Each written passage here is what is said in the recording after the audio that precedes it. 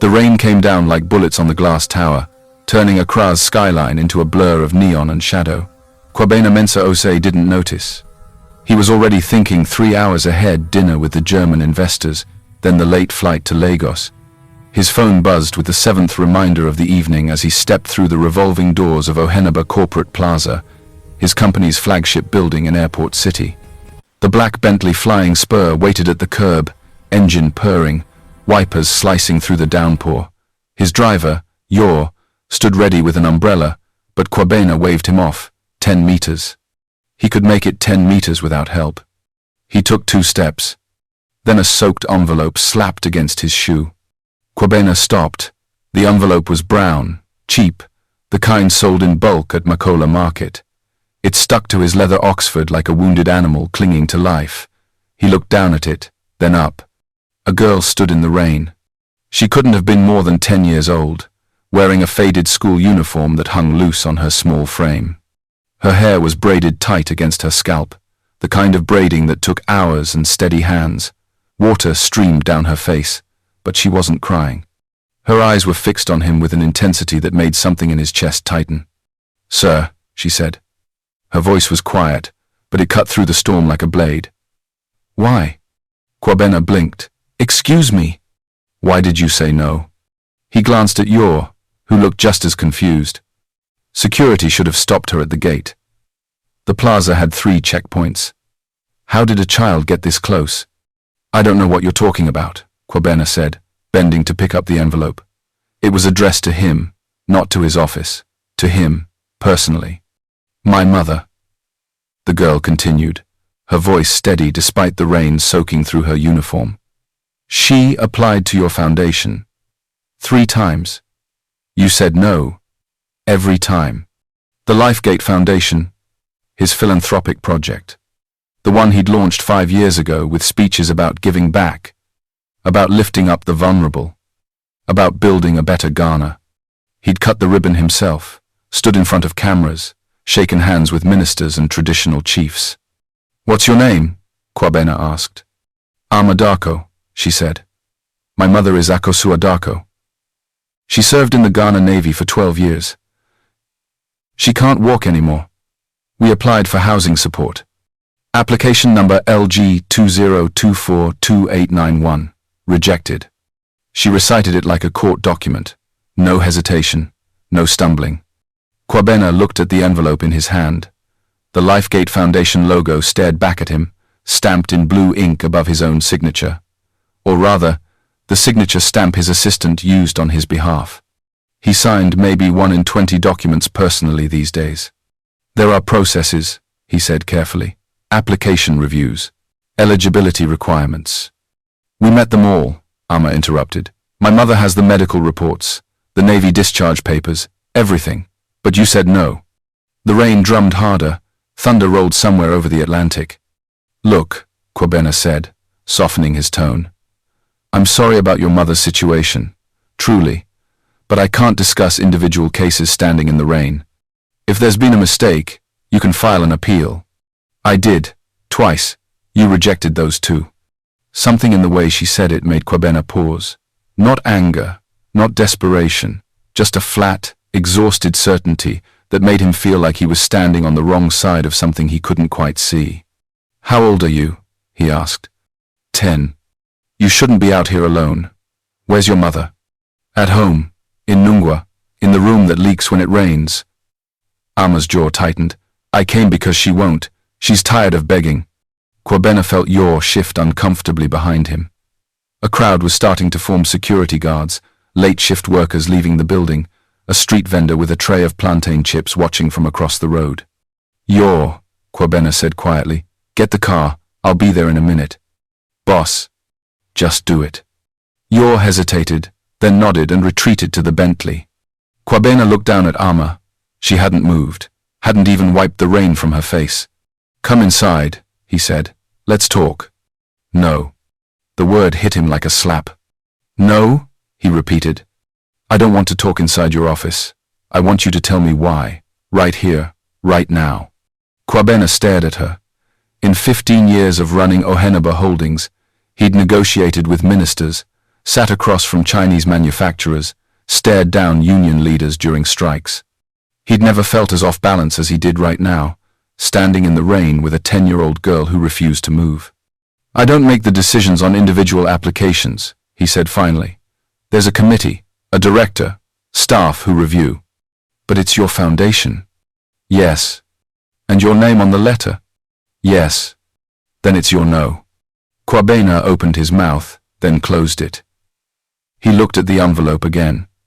The rain had started to blur the ink, turning his signature into a dark smudge. "Give me the file number again," he said. "LG 20242891. He pulled out his phone, ignoring the water dripping onto the screen, and opened the foundation's portal. He typed in the number. It took a moment to load. Then he saw it. Application status: rejected, late submission. Submission date: the 3rd of September 2024. Deadline: the 31st of August 2024. He scrolled further. Reason: application received 3 days after deadline. No exceptions per policy guidelines. "It says here you submitted late," Kwabena said. "We didn't." Alma reached into her school bag, a threadbare thing with a broken zipper, and pulled out a folded piece of paper. She handed it to him. It was a receipt. From a courier service in Nungua. Date: the 28th of August 2024. Time: 10:47 a.m. Delivered to Lifegate Foundation, Ohinaba Corporate Plaza. Kwabena stared at it. The date was clear. 3 days before the deadline. "We sent it early," Alma said quietly, "because my mother was afraid of being late. She made me go with her to the courier office to make sure." Kwabena's thumb hovered over his phone screen. He refreshed the page. The date didn't change. September 3. But the receipt said August 28. "There must be a mistake," he said, but even as he said it, he felt something cold settle in his stomach. "That's what I thought too," Alma said. "The first time. But then we applied again. Same thing. Then a third time. Same thing." She looked up at him, rain streaming down her face. "So I stopped thinking it was a mistake." Kwabena's phone buzzed. A message from his assistant. "Germans are waiting. Need you at La Villa in 20 minutes. He stared at the screen, then at Alma, then at the receipt in his hand. "Wait here," he said. "Where are you going?" "Inside, to pull your file, the full one." Alma's expression didn't change. "You mean it?" "Yes." "Because if you're lying..." "I'm not." She studied him for a long moment, water dripping from her chin. Then she nodded. Kwabena turned and walked back through the revolving doors, his shoes squelching on the marble floor. The security guard at the desk looked up in surprise. "Mr. Mensah Ose, I need access to the Foundation's archive, physical files, now." "Sir, it's past 8. "Now." The guard swallowed and picked up the phone. 15 minutes later, Kwabena stood in the records room on the 3rd floor, surrounded by filing cabinets and the smell of old paper. The guard had opened cabinet F19 and left him alone. He found the Darko file. It was thin. Too thin. Inside was the rejection letter, a photocopy of the application form, and a single note clipped to the top. Received, the 3rd of September, 2024, 11:52 p.m. Reviewed by D. Owusu Mensah. Decision: reject. Late submission. But paperclipped to the back was something else. A second note, handwritten, in pencil. Original submission, August 28. Rerouted to hold pending review. Final processing delayed per DIR instruction. Kwabena's blood went cold. DIR instruction. Director instruction. He pulled out his phone and called his deputy director of operations. It rang 4 times before a groggy voice answered. "Kwabena, it's past 8. "Who's D. Owusu Mensah?" Silence. "Kofi, who is D. Owusu Mensah?" That's Delali. Delali Owusu Mensah. She's the senior program officer for Lifegate. Reports directly to the director of community outreach." "And who's that?" Another pause. Efua. Asante. Forsen. Kwabena closed his eyes. Efua Asante Forsen, his sister-in-law, his wife's older sister, The woman he'd hired personally to run the foundation's outreach programs because she had an MBA from KNUST and 15 years of NGO experience. The woman who'd told him just last month that they were operating at peak efficiency. Kofi, Kwabena said quietly, I need you to pull every rejected application from the last 18 months. All of them. And I need the original submission logs. Not the processed ones. The raw server logs. That's going to take time. I don't care. I want them on my desk by tomorrow morning. He hung up. Then he walked back downstairs, through the lobby, and out into the rain. Amma was still standing exactly where he'd left her. Your application was submitted on time, Kwabena said. Someone changed the date. Amma didn't look surprised. She just nodded slowly, like she'd known all along. Will you fix it? She asked. Kwabena looked at her, this small, soaked girl, who'd stood in a storm to demand answers from a man 50 times more powerful than her. Yes, he said, I will. The next morning came too fast and brought no mercy. Kwabena sat in his home office in East Legon, watching the sun burn through the morning haze over Accra while his printer spat out page after page of evidence he wished he'd never found. His deputy director had worked through the night. The raw server logs told a story the official records had tried to bury. 47 applications. 47 families. All submitted on time. All marked as late. All rejected. The printer stopped. Kwabena rubbed his eyes and reached for his phone. His wife, Abena, appeared in the doorway with a cup of coffee. She was already dressed for work, her kente print blazer perfectly pressed, her locks tied back with a silk scarf. You didn't come to bed, she said. I was working. On what? You look like you've seen a ghost. Kwabena took the coffee but didn't drink it. I need to ask you something about Efua. Abena's expression shifted slightly. My sister? What about her? How well do you know what she does at Lifegate? She runs community outreach. Why? Has she ever mentioned anything unusual about application processing? Rejections? Delays? Abena set her own cup down and crossed her arms. Kwabena, what's going on? He handed her the printed logs. She scanned the first page, then the second, her frown deepening with each line. These are all marked late, she said slowly, but the original timestamps show they were on time, every single one. Abena looked up at him. You think Efua did this? The processing notes have her authorization code on them. That's impossible. Efua wouldn't. Abena stopped, her jaw tightening. You're accusing my sister of fraud. I'm not accusing anyone yet. I'm trying to understand what happened. By assuming she's a criminal. By following the evidence. Abena's eyes flashed. Evidence you pulled in the middle of the night because some child showed up in the rain with a story. Her name is Amma Darko. Her mother is a disabled Navy veteran. They were rejected 3 times for housing support they qualified for. Someone deliberately changed the dates to make them look late. And you automatically assume it's Efua. Her access code is on the files, Abena. All 47 of them. The silence that followed was heavy enough to suffocate. Abena grabbed her bag from the chair. Where are you going? Kwabena asked. To talk to my sister, before you destroy her career over a clerical error. This isn't clerical. But she was already gone. The front door slammed hard enough to rattle the windows. Kwabena sat alone in his office, staring at the pages scattered across his desk. He picked up his phone and dialed a number he hadn't called in 3 years. It rang twice before a familiar voice answered. Kwabena Mensa Oze, I thought you'd forgotten about me. Nana, I need a favor. Nana Yor Asiedu was a forensic accountant who'd helped Kwabena navigate a tax audit back in 2021. He was thorough, discreet, and expensive. Exactly what Kwabena needed. What kind of favor? Nana asked. The kind that stays between us, no paper trail, no official engagement letter. That kind of favor costs double. I'll pay triple. Can you come to my house? Now.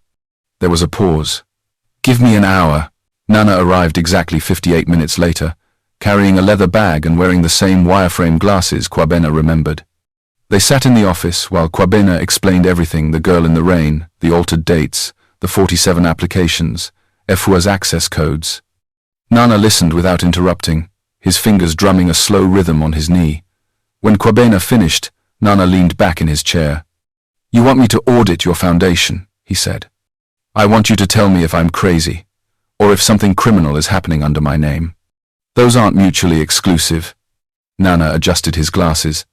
But I'll need full access. Server logs, bank statements, vendor contracts, payroll records, everything. You'll have it by this afternoon. And if I find something, then I'll deal with it.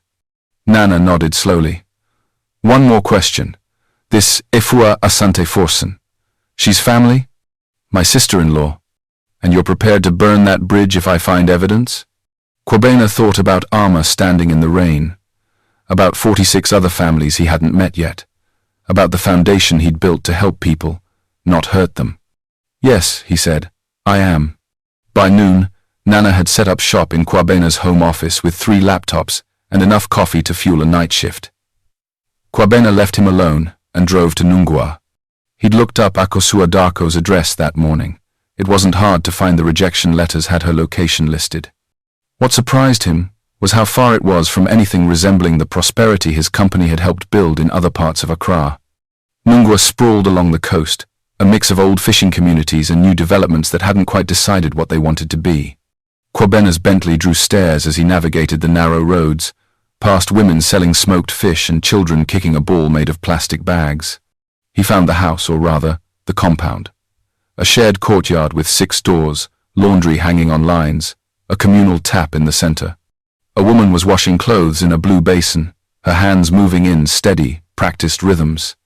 Kwabena parked and stepped out.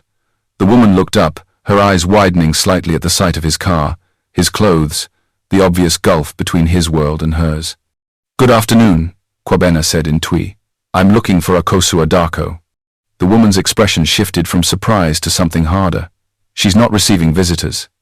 My name is Kwabena Mensa Osei. I spoke with her daughter yesterday.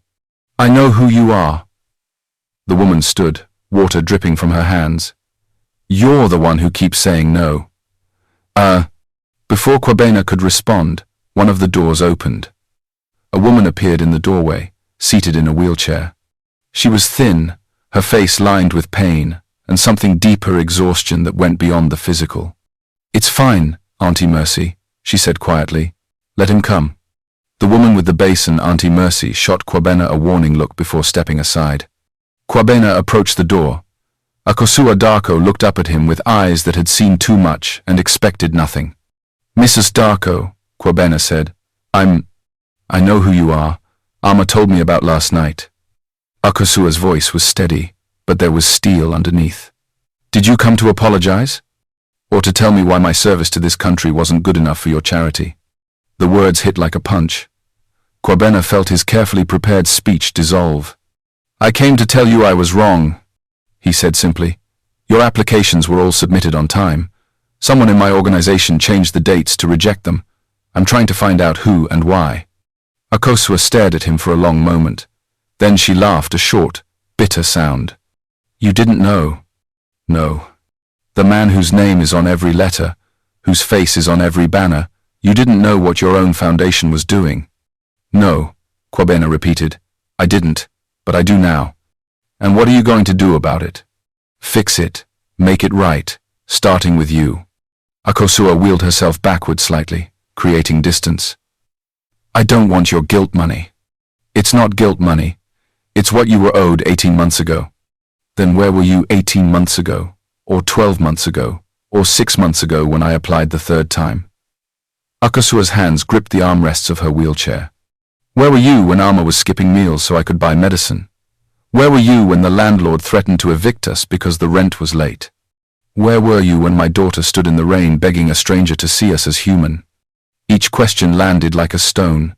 Kwabena had no answers, no excuses. I was in boardrooms, he said finally, and investor meetings, and charity galas where I gave speeches about making a difference.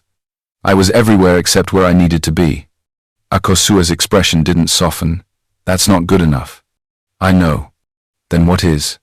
Kwabena looked at her, really looked at her, at the wheelchair that was old and rusted, at the room behind her that was barely large enough for a bed and a small table, at the dignity she maintained despite everything. The truth, he said, about what happened, about who did this, and making sure it never happens again to anyone. Pretty words. I mean them. So did 40 other rich men who've made promises to me. Akasua started to close the door. Come back when you have more than intentions. The door shut. Kwabena stood in the courtyard, feeling the weight of Auntie Mercy's stare and the curious eyes of children peeking from other doorways. He pulled out his phone and called Nana. Tell me you found something, Kwabena said. Oh, I found something, Nana replied. His voice had gone flat, the tone he used when numbers revealed things people didn't want known. But you're not going to like it. Tell me. Not over the phone. Get back here. Now. Kwabena drove back to East Legon faster than he should have, his mind racing through possibilities he didn't want to believe. By the time he pulled into his driveway, Nana was standing on the front steps, smoking a cigarette despite having quit 3 years ago. That told Kwabena everything he needed to know about what was coming. They went inside. Nana had transformed the office into a war room, spreadsheets taped to the walls, highlighters scattered across the desk, 3 separate timelines drawn on poster board in different colored markers. Show me, Kwabena said. Nana stubbed out his cigarette and pointed to the first timeline. Lifegate Foundation was launched 5 years ago with an initial endowment of 12 million cedis from Oheneba Holdings, correct? Yes. Over the next 5 years, you added another 18 million through annual contributions and fundraising events. Total operational budget to date, 30 million cedis. Kwabena nodded. He knew these numbers. According to your public reports and tax filings, you've distributed 22 million in direct aid housing support, medical assistance, education grants, small business loans. That leaves 8 million in operational costs and reserves. Nana tapped the second timeline. Except here's the problem. Your actual distributions are only 14 million. The room tilted slightly. That's impossible. I've seen the quarterly reports. The quarterly reports are lies. Nana pulled up a spreadsheet on his laptop. Look at this. Bank statements from Lifegate's primary disbursement account. Every month, large transfers go out marked as beneficiary payments. But when I cross-reference them with actual beneficiary accounts, the ones I could verify, the amounts don't match. How much are we talking about? 8 million cedis over 4 years. Maybe more, I've only had 6 hours. Kwabena sat down hard in his chair. 8 million. Gone. Where did it go? Nana clicked to another screen. That's where it gets interesting. The transfers route through a consulting company called Adam Advisory Services. They're listed as your community outreach implementation partner. Ring any bells? No. According to the contracts which have your signature stamp. By the way, Adam Advisory receives a monthly retainer, plus per-project fees for facilitating community engagement, beneficiary vetting, and program delivery. Very official sounding. Very clean paperwork. But Adam Advisory Services is a shell company, registered 2 months before Lifegate launched. 1 director, 1 shareholder. 1 bank account that receives money and immediately transfers it to 3 other accounts in smaller amounts. Nana turned his laptop around so Kwabena could see the screen. The director's name is Kojo Asante. Kwabena stared at the name. Asante. Same last name as your director of community outreach. I pulled the family registry. Kojo Asante is Efua Asante Forson's younger brother. The walls seemed to close in. Kwabena thought about Abena leaving that morning, angry and defensive. About family dinners where Efua talked about the foundation's impact. About Christmas parties where Kojo showed up driving cars he shouldn't have been able to afford on a junior accountant's salary. Where does the money go after it leaves Kojo's account? Kwabena asked quietly. 3 places. 1 account belongs to Kojo himself. He's taken about 2 million directly. The second goes to a property investment company that's purchased 4 houses in Trasaco Valley over the past 3 years, all in Efua's name. Kwabena's stomach turned. Trasaco Valley, where houses started at 500,000 cedis. And the third account? Nana hesitated. You're not going to like this. Just tell me. It's a personal account, joint ownership. Efua Asante Forson and Abena Mensa Ose. The words hung in the air like smoke.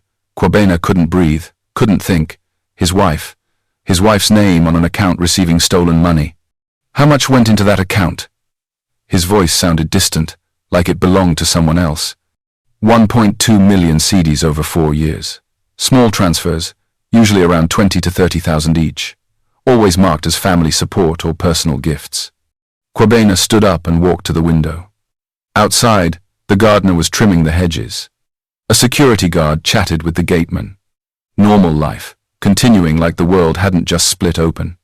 "Does Abena know?" he asked. "That's not a question I can answer with spreadsheets." Kwabena turned around. "But you have an opinion." Nana met his eyes. Either she knew and said nothing, or she's been receiving unexplained money for 4 years and never asked where it came from. "You tell me which is worse." The front door opened. Footsteps in the hallway.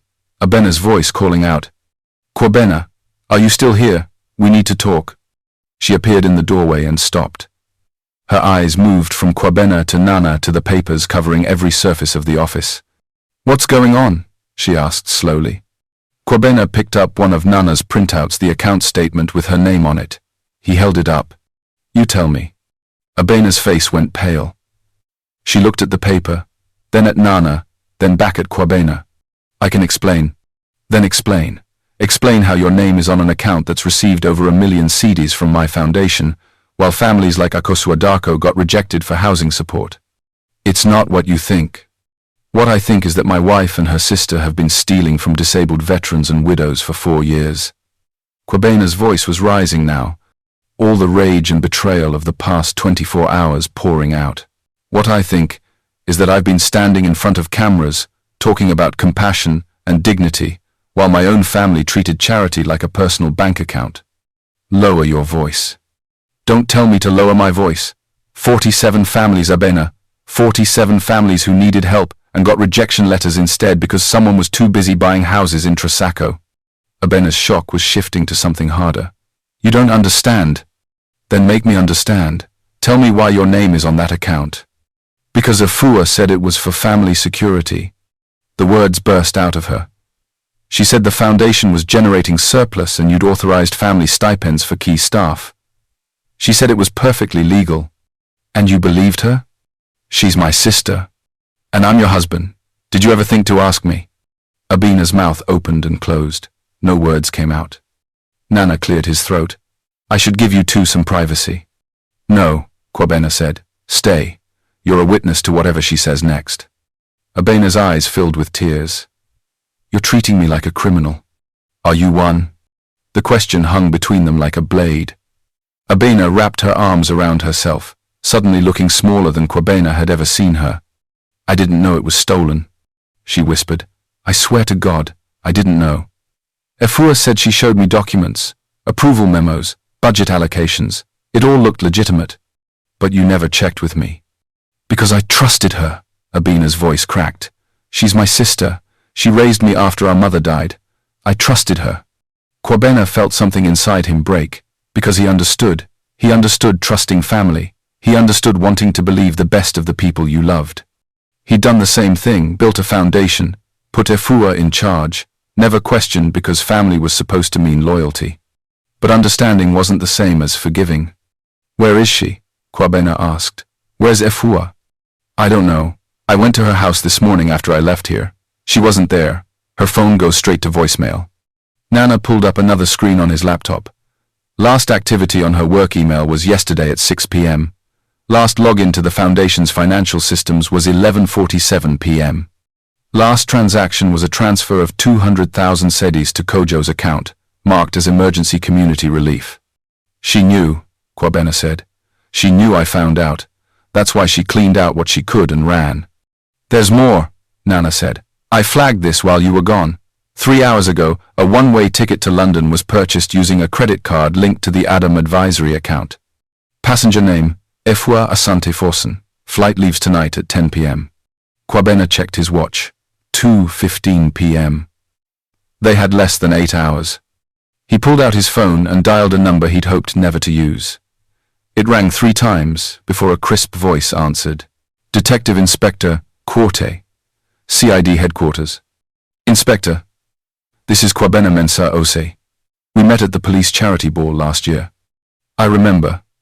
What can I do for you, Mr. Mensah Ose?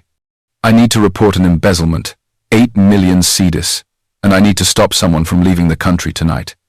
There was a pause. That's a serious accusation. I have a forensic accountant here with evidence. Bank statements, forged documents, everything you need. And the suspect? Kwabena looked at Abena. She was crying silently, her hand over her mouth. My sister-in-law, he said. Efwa Asante Forsen. The next 6 hours moved like a nightmare in fast forward. Detective Inspector Quarty arrived with 2 other officers and a warrant. Nana walked them through every document, every transfer, every lie built into the Foundation's books.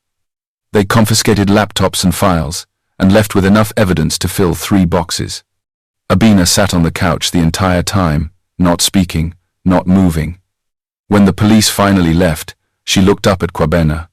What happens now? She asked. They'll arrest her at the airport, Kojo too, if they can find him. And me. Kwabena sat down across from her. The space between them felt like an ocean. Did you spend any of that money? He asked. Some. I thought it was legitimate. I bought things for the house. Paid for my mother's funeral last year. Sent money to my cousins for school fees. Can you prove that? I have receipts, bank statements, everything. Kwabena nodded slowly. Give everything to Inspector Quarty. Cooperate fully. If you're telling the truth, if you really didn't know, then maybe you avoid charges. And us? Abena's voice broke. What happens to us? Kwabena stood up. He felt exhausted in a way that had nothing to do with sleep. I don't know, he said honestly.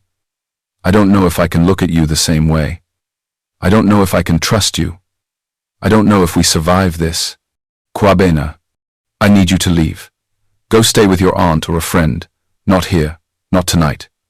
Abena's face crumpled, but she nodded. She stood up slowly, like her legs barely held her, and walked to the bedroom.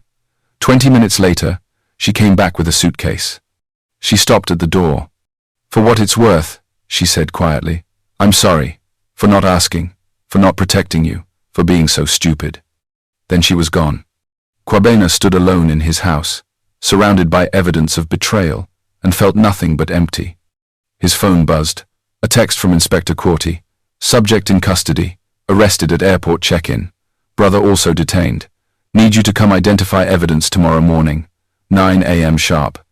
Kwabena typed back, I'll be there. Then he sat down and stared at the wall until the sun set, and the house went dark around him. The police station smelled like old coffee and disappointment. Kwabena arrived at 8:45 a.m., 15 minutes early, because he couldn't stand sitting in his empty house any longer. Detective Inspector Quarty met him in the lobby, her expression professionally neutral. Mr. Mensa Osei, thank you for coming. This way, please. She led him down a corridor lined with holding cells. Kwabena kept his eyes forward, but he could feel people watching from behind the bars. At the end of the hall was an interview room. Through the small window in the door, he could see Efua sitting at a metal table, her hands folded in front of her. She looked smaller than he remembered, older. The expensive braids she always wore were slightly disheveled, and there were dark circles under her eyes.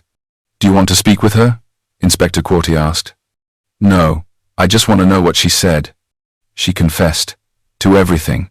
The shell company, the altered applications, the transfers. Her lawyer advised against it, but she did it anyway. Inspector Quarty consulted her notes. She said she started small, just 1 or 2 rejections, to free up funds for legitimate uses. Then it became easier. She convinced herself the foundation had enough money, that the people applying would find help elsewhere, that she deserved compensation for the work she was doing. What about Abena? Your wife's story checks out. We verified every transaction from the joint account, school fees, funeral expenses, household costs, nothing extravagant. Nothing that suggests she knew the source was illegitimate. Inspector Quarty looked up from her notes. Miss Asante Forsen confirmed your wife wasn't involved in the scheme. She said she deliberately kept her sister in the dark. Something loosened in Kwabena's chest. Not forgiveness, not yet, but maybe the beginning of a path toward it. What happens to Efua now? Arraignment tomorrow, then trial. With a full confession and this much evidence, she's looking at 7 to 10 years minimum. Her brother might get less if he cooperates, but he was complicit in setting up the infrastructure. Kwabena nodded slowly. 7 to 10 years. It should have felt like justice. Instead, it just felt like wasted potential, wasted trust, Wasted time that 47 families would never get back. There's something else, Inspector Corti said. We'll need you to make a formal statement about the Foundation's operations. And you'll probably want to contact a lawyer about restructuring. The publicity from this is going to be significant. I know. The media's already calling. GTV, Joy FM, City Newsroom, they all want interviews. My advice? Get ahead of the story. Control the narrative before it controls you. Kwabena thought about that as he left the station. Control the narrative. That's what powerful people did when scandals broke. They hired PR firms, gave carefully crafted statements, made apologies that sounded sincere without admitting too much. But that's not what the 47 families needed. They needed the truth. That afternoon, Kwabena drove back to Nungwa. This time, he didn't come in a Bentley. He borrowed his driver's 10-year-old Toyota Corolla and parked 2 streets away. He walked to the compound carrying a folder of documents and a heavy conscience. Auntie Mercy was in the courtyard again, this time selling roasted plantains to neighborhood children. She saw him coming, and her eyes narrowed. You again? I need to speak with Mrs. Darko, please, just 5 minutes. She doesn't want no. I arrested the person who stole from her. Kwabena said it loud enough that several people stopped to listen. The woman who ran my foundation, who changed the dates on applications, who took money meant for families like hers and bought houses for herself. She's in police custody right now. And I came to tell Mrs. Darko personally. Auntie Mercy studied him for a long moment. Then she jerked her head toward Akosua's door. 5 minutes, and if you upset her, you'll answer to me. Kwabena knocked, the door opened. Akosua sat in her wheelchair, Ama standing beside her. The girl's eyes widened when she saw him. Mr. Mensa Ose, Akosua said flatly. Back with more promises? No, Kwabena said. Back with proof. He opened the folder and laid out 3 documents on the small table. The first was a bank transfer confirmation, housing support funds deposited directly into Akosua's account that morning. The full amount she'd been owed 18 months ago, plus interest, plus an additional year's worth of medical support. The second was a formal letter from Lifegate Foundation, acknowledging the wrongful rejection of her applications and offering a written apology. The third was a police report summarizing Afua's arrest and confession. Akosua read each document slowly, her finger tracing the lines. Ama leaned over her mother's shoulder, her young face serious and intent. This is real? Akosua finally asked. Check your account. The money's already there. Akosua pulled out her phone with shaking hands. She opened her mobile banking app, entered her PIN, and stared at the screen. Her eyes filled with tears. It's there, she whispered. It's really there. Ama grabbed her mother's hand. For the first time since Kwabena had met her, the little girl smiled. But Akosua wasn't smiling. She looked up at Kwabena with tears streaming down her face. Why did it take my daughter standing in the rain for you to see us? She asked. Why did it take a child to make a grown man pay attention? The question hit Kwabena like a physical blow. Because she was right. He'd been so busy being important, being successful, being charitable in the abstract, that he'd stopped seeing the actual people his charity was supposed to serve. Because I was a coward, Kwabena said quietly. I built something good and then walked away from it. I let other people run it while I collected awards and gave speeches. I trusted the wrong people and I didn't ask the hard questions. And you paid the price for my negligence. That's not an excuse. No, it's not. It's just the truth. Kwabena knelt down so he was at eye level with Akosua. I can't give you back the 18 months you suffered. I can't undo the nights your daughter went hungry. I can't erase the humiliation of being rejected 3 times by people who were supposed to help. But I can promise you this, it will never happen again. Not to you, not to anyone. How can you promise that? Because I'm tearing down the old system and building a new one, with oversight, with transparency, with people like you helping to run it. Akosua frowned. People like me? Beneficiaries. The people who actually know what it's like to need help. I want you on the advisory board. You and representatives from every family that was stolen from. No more decisions made in boardrooms by people who've never struggled.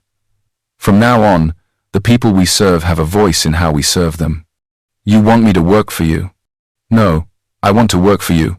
There's a difference. Akosua stared at him for a long moment. Then she looked at Ama, who nodded slightly. I'll think about it, Akosua said. It wasn't a yes, but it wasn't a no. And right now, that was more than Kwabena deserved. 3 months later, Kwabena stood in front of a room full of journalists at the Kempinski Hotel. The press conference had been Nana's idea: get everything out in the open, answer every question, hold nothing back. The cameras were rolling, the reporters were ready, and Kwabena was terrified. But behind him, seated in the front row, were 47 people, 47 families who'd been stolen from, including Akosua Darko, in her wheelchair, with Ama standing beside her. They were the reason he was here. Good afternoon, Kwabena began. 3 months ago, I discovered that the Lifegate Foundation, a charity I founded to help vulnerable Ghanaians, had been used to steal from the very people it was meant to serve. 8 million cedis was diverted over 4 years. 47 families were deliberately denied assistance they qualified for, and I, as founder and CEO, failed to catch it. The room was silent except for the clicking of cameras. I failed because I was absent. I delegated responsibility without maintaining accountability. I trusted without verifying. I collected praise while others suffered. And for that, I am profoundly sorry. He paused, looking at the families behind him. Today, I'm announcing several changes. First, every family that was denied assistance has been fully compensated, plus additional support for the hardship they endured. Second, Lifegate Foundation is being restructured with a new governance model. Half of our board will now be composed of current or former beneficiaries. Third, we're implementing full financial transparency. Every transaction, every decision, every budget will be publicly available online. And fourth, I'm stepping down as CEO. That caused a stir. Reporters started shouting questions. Kwabena raised his hand. I'll remain as chairman, but day-to-day operations will be led by a professional non-profit executive with no personal ties to me or my family. The foundation needs fresh leadership. It needs people who haven't forgotten why we exist. A reporter from Joy FM stood up. Mr. Mensah Osei, your sister-in-law has been sentenced to 8 years in prison. Your wife's reputation has been damaged by association. Your company's stock price has dropped 12%. Some people are saying you should shut down the foundation entirely. Why continue? Kwabena thought about Ama standing in the rain, about Akosua's question. Why did it take a child to make a grown man pay attention? Because 47 families aren't the only people in Ghana who need help, he said.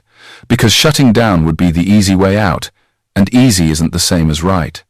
Because I still believe in the mission, I just failed in the execution. And because a 10-year-old girl taught me that accountability means showing up even when it's uncomfortable. Especially when it's uncomfortable. Another reporter stood. What would you say to other philanthropists watching this? I'd say that charity without humility is just ego. That good intentions don't excuse negligence. That the people you're trying to help should be your partners, not your projects. And that if a child ever has to stand in the rain to get your attention, you've already failed. The questions continued for another 30 minutes. Kwabena answered every single one, holding nothing back. When it was over, the families lined up to leave. Akosua wheeled herself toward the exit, Ama walking beside her. As they passed Kwabena, Ama stopped. Mr. Mensah Osei? He knelt down. Yes, Ama? Thank you. For listening. Thank you for not giving up. Ama nodded, then reached into her school bag. She pulled out a piece of paper worn and folded many times.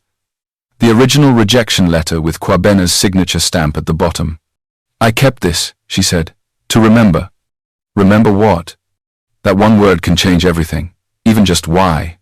She handed him the letter, then took her mother's hand and walked away. Kwabena stood there holding the paper, reading his own signature stamp above the words that had caused so much pain. He folded it carefully and put it in his pocket. He would keep it too, as a reminder of what happened when power stopped listening, and what could happen when it finally did. 6 months after that, Lifegate Foundation held its first beneficiary-led town hall in Accra. Over 300 people attended. Akosua Darko sat on the stage as the newly appointed vice chair of the advisory board. Her wheelchair was new, motorized, and paid for by the Foundation's medical support program. Alma sat in the audience with her classmates from the new scholarship program. She'd just started secondary school at Wesley Girls High School in Cape Coast, one of Ghana's top institutions. When it was Akasua's turn to speak, she wheeled herself to the microphone.